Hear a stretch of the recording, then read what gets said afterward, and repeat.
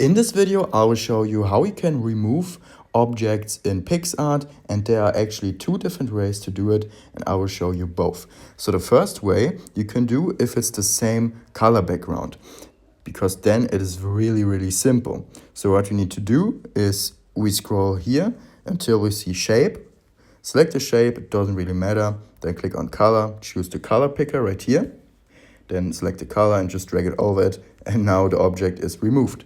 But if it's multicolor, for example, like this one, or you have an image of a person that you want to remove, we have to do it a little bit different. So in this example, let's say I want to have the text remove, right? Click on apply first. What we need to do is we click on tools right here.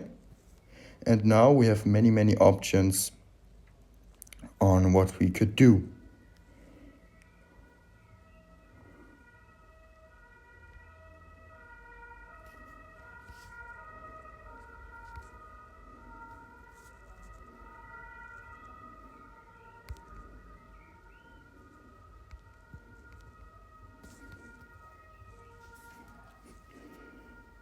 Okay, they moved it to another part. It's now in retouch. So we need to click on retouch actually.